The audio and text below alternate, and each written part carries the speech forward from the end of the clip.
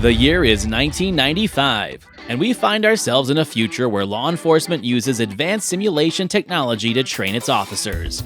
A virtual composite serial killer known as Sid 6.7, created from the personalities of real-life murderers, escapes into the real world through manipulated silicon-based nanobots. Former police officer Parker Barnes, played by Denzel Washington, is recruited to stop Sid after he goes on a killing spree throughout Los Angeles. This film combines action, cyberpunk aesthetics, and philosophical questions about technology's limits. While not a major critical success upon release, Virtuosity has gained attention for its futuristic themes and a memorable early performance from Russell Crowe as the digital baddie. But what did our critics think? This week on Back to the Balcony, we cover 1995's Virtuosity. Gene Siskel and Roger Ebert, two titans of cinematic review. Sometimes right, sometimes wrong, but always captivating. Your hosts Antonio of the Cult-Worthy Cinema Podcast and Justin Henson of the Movie Wire are here to take you back to the balcony.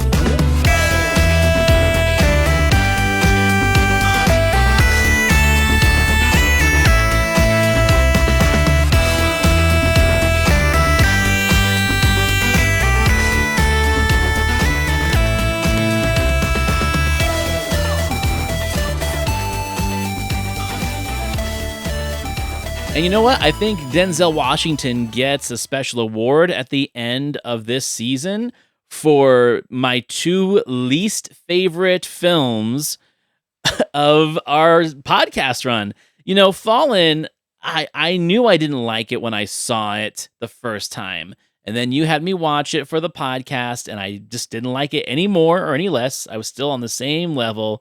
This one I thought was going to be a little bit different, though, because I saw this in the theater with my dad. I haven't watched it since, and my vague recollection is that I kind of liked it. I feel that way about a lot of action movies in the 90s that when I go back and revisit, I was like, nah, I didn't think I'm good. But this one, man, and it's not Denzel's fault, and it's not Russell Crowe's fault. It's the studio's fault. It's the director, Brett Leonard's fault. There are so many people at fault here, and we can get into that later. But I might say that this is the first film of the season that I've brought to the table with a hope of a reevaluation and a reappreciation that I was totally wrong on. I actually had more fun with Milo and Otis than I had with Virtuosity. How about you, man? Thank God. Thank God you brought this to the table. Usually when you bring a movie to the table, you have some sympathy for, you have some nostalgic value for. This movie is shit. Shit. I couldn't stand this movie. And, you know, when it comes to Denzel Washington, we go from Malcolm X, Pelican Brief, Philadelphia, Crimson Tide to this piece of shit.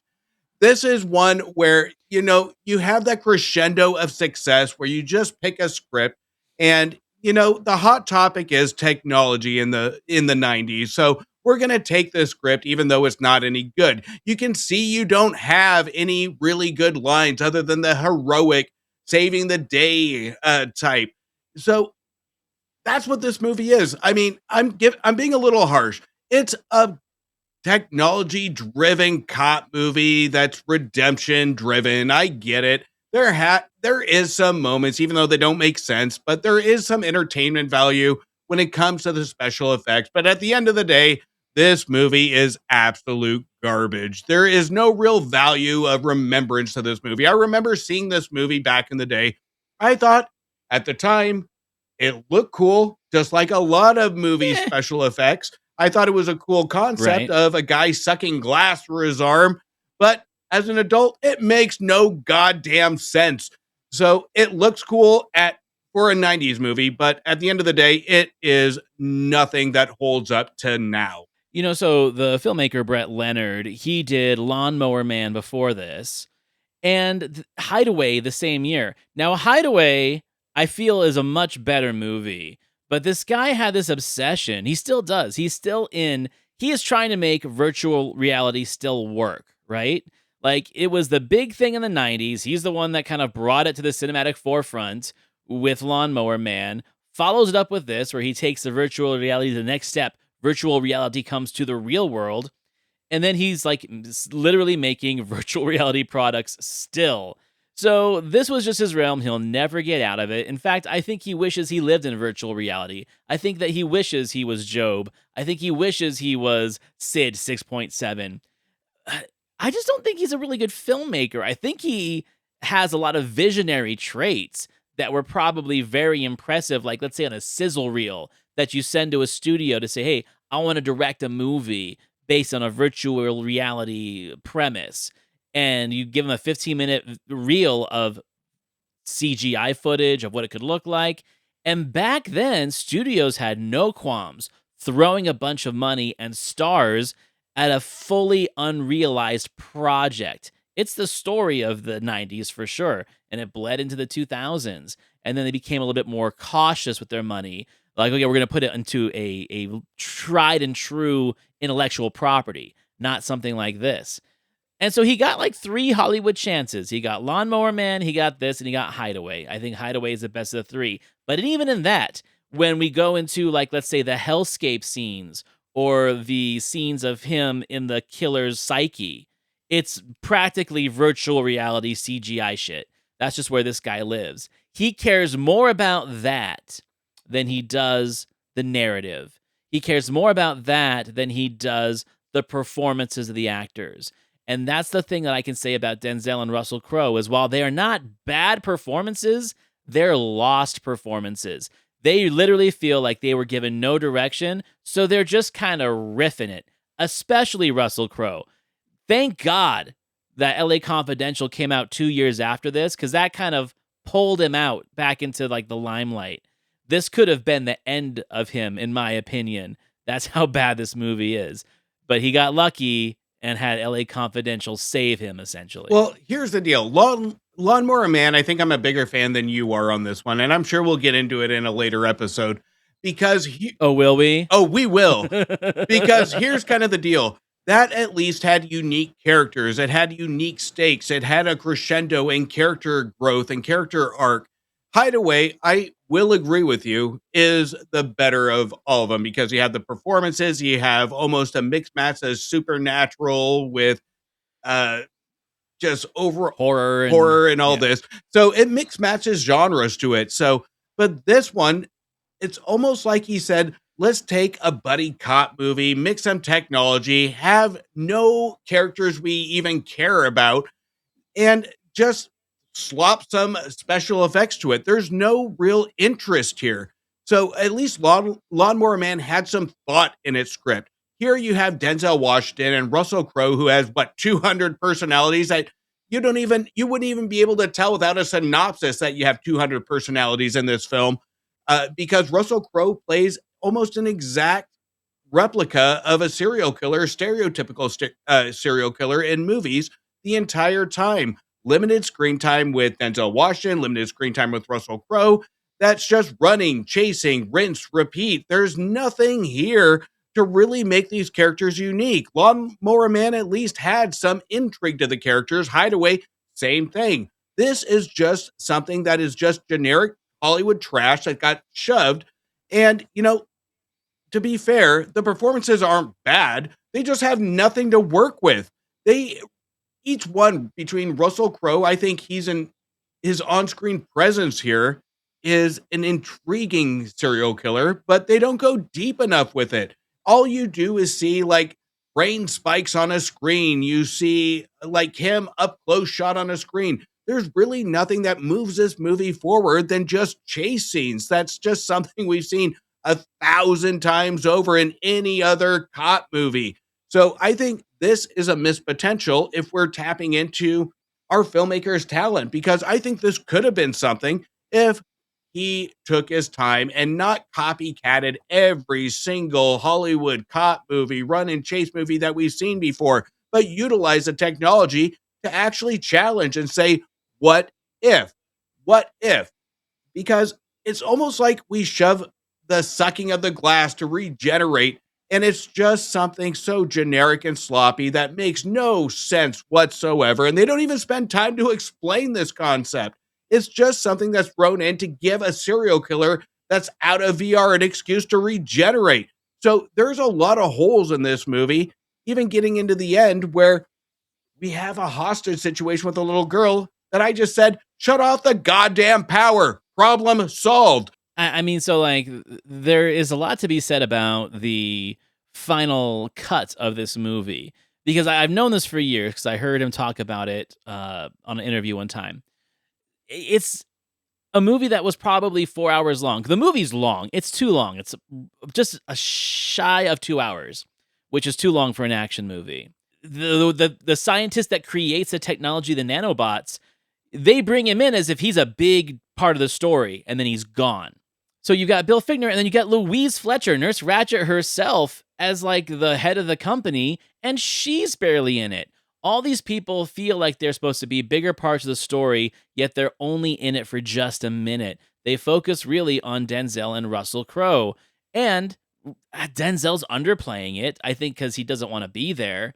And then Russell Crowe is overplaying it because, I feel he wants to get his name out into the American cinemas. And this is his chance. He's playing the bad guy. He's playing a serial killer who's an amalgamation of 200 serial killers. Except here's the problem. He's a bad villain. He makes, for a computer, for artificial intelligence, every choice decision he makes is wrong.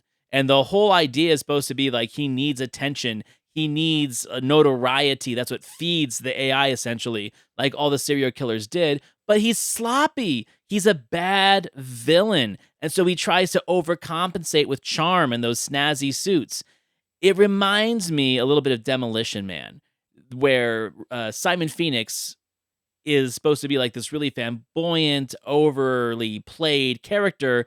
But in that movie, it works because it's a satire. This isn't. We have a very satirical character in a movie that we're supposed to take seriously as if this is the future of law enforcement, is artificial intelligence gone wrong. We've already seen that movie. We've already done that. And Denzel's already played the cop chasing the bad guy. It's called Ricochet, and it's a million times better than this movie. So yeah, it's an interesting thing because this is a so-called cult classic. We talked about it briefly in the previous episode towards the end. You mentioned another cyberpunk movie from the 90s that you're going to bring. I'm assuming you were talking about Johnny Mnemonic. That's a better movie than this. Because as bad as a movie that is in practice, it has a lot of great ideas and a lot of great technology and things that are actually, let's say, impressive and creative. A lot of originality, right? And you've got quirky characters that actually are fun to watch. Dolph Lundgren's preacher character. Henry Rollins is a scientist. No one in this movie is interesting. Kelly Lynch is boring as shit, right?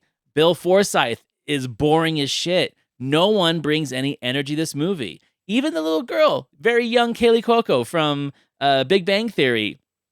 She's cute, but I feel, again, underutilized, yet is a huge part of the story at the end. It feels like all of her stuff left on the cutting room floor. So maybe my biggest thing is this a film that was destroyed by studio meddling and recutting? Or was this a director that just did not know how to put a cohesive story together and the studio tried its best to save it? I see both statements made in interviews with different people saying bad direction, and then I see another story of the studio just wanted to change it. Well, I don't know if it was a bad movie from the beginning because I want to be the opposite of what I usually am, which is thinking the cynic, because I think there are elements here based on the history of our filmmaker that there is intrigue here. And I think you said it is the characters here lack intrigue because there's a scene in this movie where we have Russell Crowe turning the TV numerous times to show and be blatantly obvious that he's a serial killer and nobody cares. We have a guy naked almost on a TV screen saying, this guy stole my purple suit, and nobody's connecting the dots. So I think this is where I think the being charismatic as a serial killer is missed because we kind of tap into that on a very elementary level here, but it doesn't go far enough. We see Russell Crowe snap a neck. We see him throw a body into a crowd, but there's nothing charismatic about the kills. So I think that is what is really missed here is something of building stakes with our serial killer. he smiles on a camera, and then he does an action. So we're focused more on the character of a computer virtual reality serial killer, but the movie even states this man is evolving, but we never see him evolve. We just see him kill. We just see him smile in a camera. For a 2-hour movie, where is the evolution of this character? We never see it. It teases back and forth of what this character should be, but he does the same damn thing. That's what's the most frustrating thing about it is it always feels like there's something missing when it comes to our character. And even with Denzel Washington, he has a background, he has stakes. And it's almost like I had to rewind this movie and just look at it again, feeling like I have to be missing something from this character from the introduction because it does feel like the first act is missing a big chunk from what Denzel Washington's character is. We just get the stereotypical, this is your mission, this is what you're going to do, and so on and so forth. So it feels like a lot of this movie has missing chunks to it. And I think this movie could have been good if it follows the same tropes as Lawnmower Man to see this is what if this happens? What if virtual reality technology became a real person? But this movie never really taps into that. And I think if it was a 4-hour cut, we really would have gotten more of that. Would have made it a better movie? Absolutely not. But it at least would have answered some questions. Yeah, well, you couldn't pay me enough to go back and rewatch the movie to see if I miss anything, and you couldn't pay me enough to watch a 4-hour cut of it. So, like, the part that I think bugs me the most, to retort to yours, is the movie does not have a social commentary the way it thinks it does. It's really focusing on like the vengeance of Denzel Washington and the maniacal delusions of grandeur of Russell Crowe. It attempts to do a social commentary, kind of like what, like, let's say the Cable Guy did, where everyone just kind of sucked into reality TV and that kind of stuff. But what this does is it makes it feel like, okay, the message is humanity craves violence. We want to watch the UFC fight that they have in there. We want to watch violent true crime shows. And that's the kind of energy he's feeding off of. But I feel like that's the wrong social commentary when the movie's called Virtuosity and it's about, let's just say, this augmented reality of like training people. It almost feels like the social commentary should be people being addicted to that, kind of like Strange Days, right? But it doesn't. Instead, it has like this kind of afterthought of social commentary about society being addicted to serial killers and addicted to violence on TV, but it doesn't go all the way through with it. That's a problem because it really destroys your narrative. What we're living through right now with AI is stuff that movies been talking about for 40 years. This movie doesn't have any of that. It doesn't. Again, it's made by someone who's fascinated by virtual reality, so therefore he doesn't want to like demonize it in any way. Our demonization is put in towards this one character, not the technology, which I think is a very interesting choice. Well, just take out virtual reality, and you just described 2001's movie 15, starring Robert De Niro, where we have just basic social commentary around video cameras, social commentary around violence, and all that jazz. Here, I think we're reading into it too much, because I think this didn't even have a message to say, because if it did, we wouldn't have the stereotypical rooftop scene. We wouldn't have the generic, let's destroy the machine. This movie had nothing of messaging because it was just go, go, go. One situation, one conflict, one resolve, and then it ends. So it's one of those, when you take an action movie, I think this is one of those gimmies that if you read into it too much, you're going to have an even worse time with this movie because there is no point to this movie to really take anything from. And if we're frustrating ourselves to say, well, it has technology in it, it has a cop, it has a bad guy, there has to be a message to it, we're fooling ourselves because there's no intent to this movie other than to just show off special effects, to have the same stereotypical bad guy, stereotypical good guy, and then the same stereotypical ending on a rooftop and a death. There is no value to this movie to even waste our time trying to find a message. Right. And like the anticlimactic part about the whole movie is the fact that the bad guy is dead before the final resolve of the movie. Just like Speed does, right? Spoilers, bad guy dies, but then there's another thing that they have to get through to survive. That's what this is. I'm not sure if I'm a huge fan of that, right? Like, I don't think we need all of that. And by the time they bring back the little girl, I think most of us have probably already forgotten that there was a little girl to begin with, right? That's how uninteresting these characters are. Before we jump into the critics space, I there's something about this movie that just feels wrong.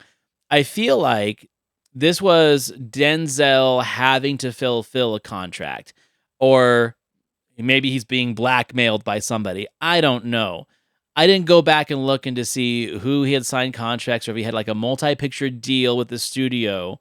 All I know is that he had such a magnificent run of the early 90s, and then to have this and Fallen land right in the middle of the 90s before he had, let's say, his renaissance again, where he gets his Training Day and American Gangster and so on and so forth. I don't know what it is about this 2-year period where I feel like maybe he spent all of his money and he just needed a paycheck, or he was signed into some kind of bullshit deal, because when you see a track record of a performer like Denzel and you've got these two piece of shit movies right in the middle, it always makes me go, Yeah, well, we got to understand he did a lot of fan base films and I get it. You're going to go on a run. You're going to have some recognizable films that show off your performance, but everybody's going to go after that script that's going to catapult or think that's going to catapult your career. And I think Denzel's made some smart choices, because even if we look at The Siege, Bone Collector, et cetera, He Got Game, these are movies that did showcase him and to an extent catapult him. Even with Fallen, these are movies that do have fantastic to decent user reviews on IMDb. So people went to movies to see Denzel because he has a proven track record of being the one to watch, being the one to at least take something away from a movie, saying, I at least enjoyed Denzel. But this is one of those unfortunate movies that you can't really say, you know what? I'm going to remember Denzel in this movie. Let's wait for the next one. So I think he got extremely lucky with this one and got a gig like He Got Game, The Siege, The Bone Collector, to really showcase what he can do when it comes to range. Agreed. Okay, so let's hear what the critics had to say about this one. Roger brought this one to the show. Denzel Washington is on the trail of a killer who lives inside a computer chip, in that scene from Virtuosity, a movie that successfully moves between the real world and the world of virtual reality inside a futuristic computer game. In the film, programmers for a high-tech computerized police training program have created a killer for the cops to train against. He's named Sid 6.7, and he combines the program personalities of 200 killers, including Charles Manson, John Wayne Gacy, and the man who killed Denzel Washington's family. It seems like there's an unwritten law in all movie thrillers that they throw the plot overboard in the last 30 minutes and cut to an extended chase and fight sequence. But Virtuosity has a neat twist, as the paradoxes of virtual reality make the final showdown much more complex than it might have been. In fact, the whole movie maintains that level of intrigue. In a way, I know it's just the same old formula about the disgraced cop who's given back his badge and set out to track down the deranged killer. But in another way, both in the story and in the visuals, the movie shows a lot of imagination, and I liked it. It's funny because I think this is a point in the 90s where not just these two critics, but audiences are trying to figure out, do we like this kind of pseudo-future CGI film, special effect film, but also, let's say, the idea of this is what's coming to cinema and this is what's coming in real life. And how do we respond to that? How do we criticize that? How do we appreciate that? It's like getting it's like when my parents got their first DVD player and I had to explain how to use it, right? These critics, I think, are trying to figure out, is this filmmaking that they like? Is this filmmaking and storytelling that they can get on board with? And is this like the wave of the future? Are all future films going to be like this? Lots of CGI, about virtual reality, about augmented reality, And are we preparing ourselves to look at these films with a different kind of critical eye than we have sci-fi films of the past? That's the feeling I get from Roger, because if this wasn't a newer type film with all this new technology and this new plot device of artificial intelligence and virtual reality, I don't think he'd like it. I think he is more kind of feeding to the base of what kind of style and filmmaking technique this is than he is actual film criticism. That being said, I'm not saying that's a bad thing. I feel like Roger was always a little bit more progressive. He got to the base first before Gene did when new styles of filmmaking started showing their way. He was more receptive to newer types of filmmaking and storytelling than Gene was. Gene was always a little bit further behind Roger on that. But with a movie that I hate this much, it's hard for me to let him have a pass. But I think in my heart, that's where he's coming from. So at least I can give him the benefit of the doubt. Roger loved his tech, from Speed 2 to Under Siege to The Net to even Ninja Turtles. He brought up technology. So Roger is going to be a tech nerd when it comes to analyzing it in movies. And when you have a technology that's prominent in the 90s of what could be like virtual reality, he's going to be bought into what could be, but it is misguided when it comes to what the movie can do with it. So, and I think this is where he is almost biased. He focused more on the cool factor versus the filmmaking factor of really focusing on what could be. This was an August release back in the day. This was a summer release, and it really tries to be a summer release, but it's never really there. It's one of those summer releases that banks solely on the technology of look what I can do, or look what I can manipulate an audience to saying what could be. And that's the entertainment value. So I think Roger got really sucked into the what if and what could be when it comes to what Hollywood can do, instead of actually looking at the characters on saying, this is something that we can actually kind of work with in a movie and make it entertaining. Right.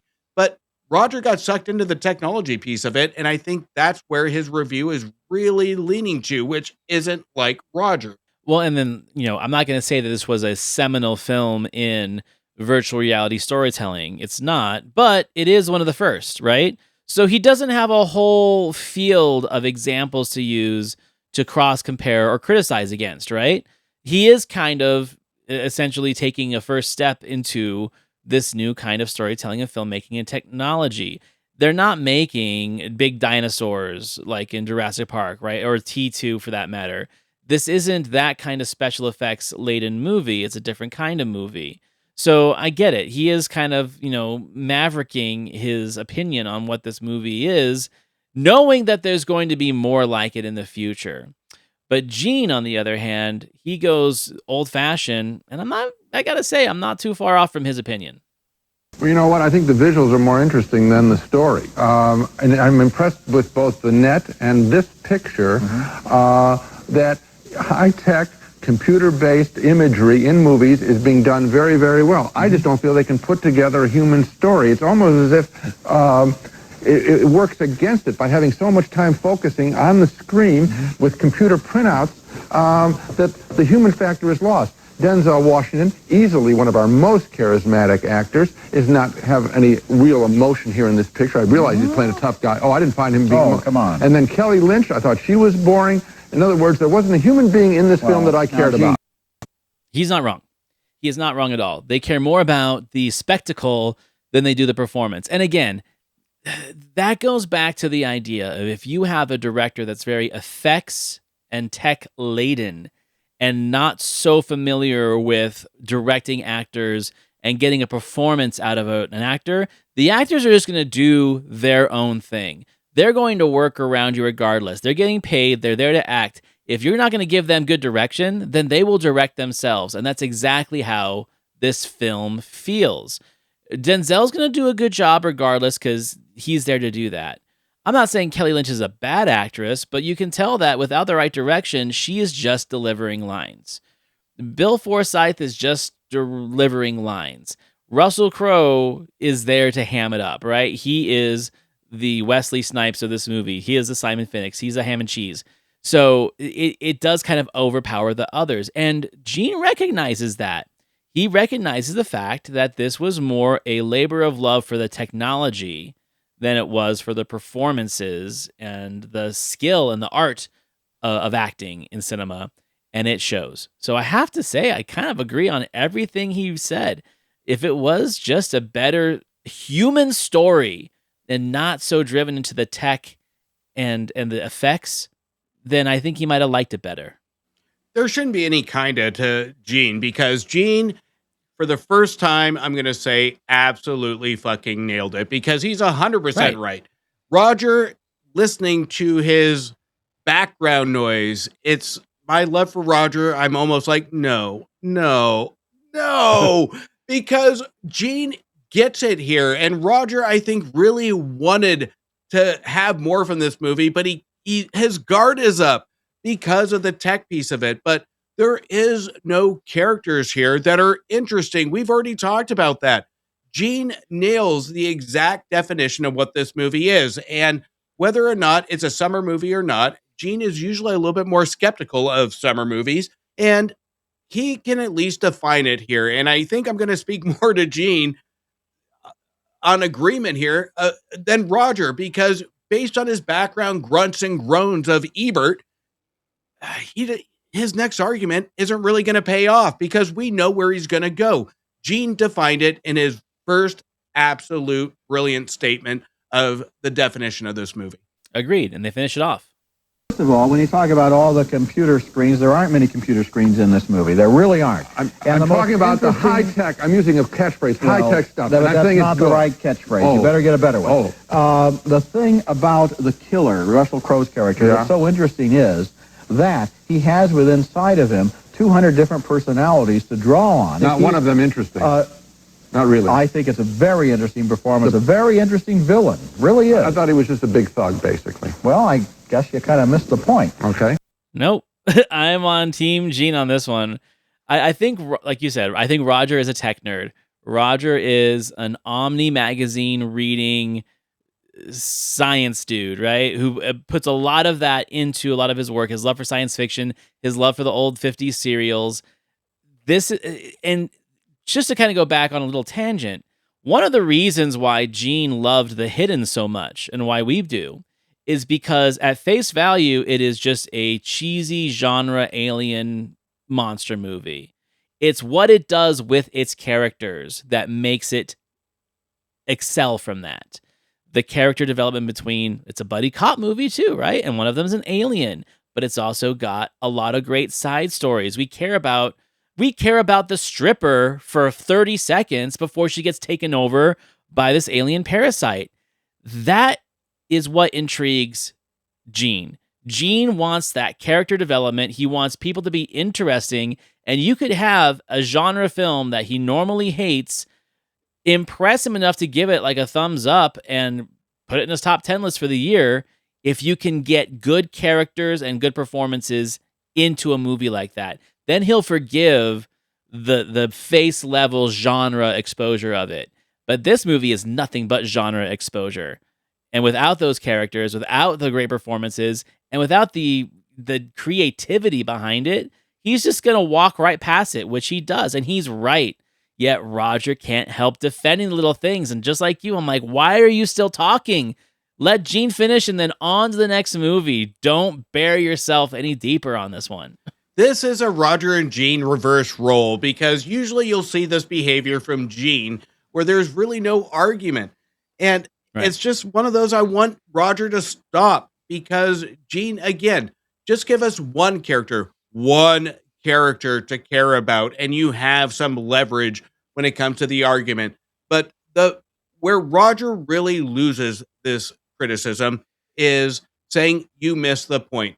Tell us the freaking point, because this movie has no point, because you're just defending the mere aesthetics of it, the spectacle of it. So yeah, you have nothing here. So this is a Freaky Friday weird review between these two, where It is. Gene just really inhabits Roger, and it is not one of Roger's strongest points, and it's absolutely frustrating. But it's also intriguing because you can really tell Roger is really counter to how movies portray technology of the 90s. And we see him get a little bit wiser in the 2000s, but he was a fanboy in the 90s, and he really leaned towards this as his weakness, where almost every review with computers or technology, he has to bring it up in almost every review. And I think this one was very prominent with how weak this movie was on just really rooting for this movie because of the mere aspects of technology coming to reality. Right. Roger saying you missed the point without giving the point is like him saying, I'm rubber, you're glue. Like, it's not a good retort, and you can't defend just saying you missed the point. 100%. And it's funny too, because like we just did Yellow Dog not too long ago, where we are pretty sure that Gene didn't watch the movie and Roger called him out on it. This one, it kind of feels in the same way, where it's like, I think that Roger just misunderstood the movie. I think that he was looking at it as the spectacle that it was, impressed by the technology, and excited for what's coming next. If this is the kind of filmmaking we have now about this technology, what are they going to bring us next, right?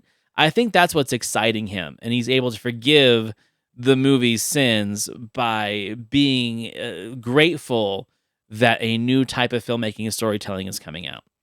So as for my critic, as for Gene, I mean, I've been on Team Gene a lot this season, and we're picking movies that are literally, we have no real emotional attachment to them to bring them to the show, other than we like some of them.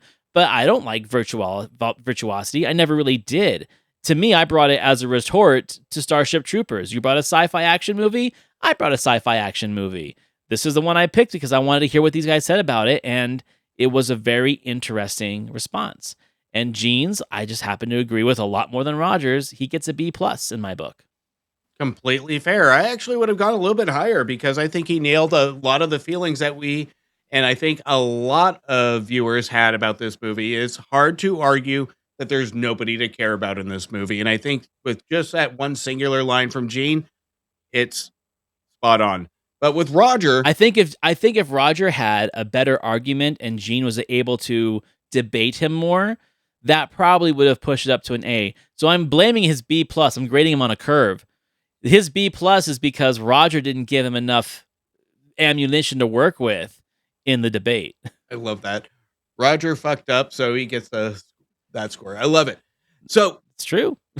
Roger, it's no doubt. This one was no insult to your critic, but this one was a Gene review. It was absolutely sloppy. There's no combativeness to it. There's no argument to it. This is not a normal Roger review that we've been accustomed to. So this one is a solid, probably hard to beat going throughout the year, but a solid 1 star for me. This one really was, and I think to your point, Roger saw the potential in what the tech can do, the filmmaking can do, and what movies can do.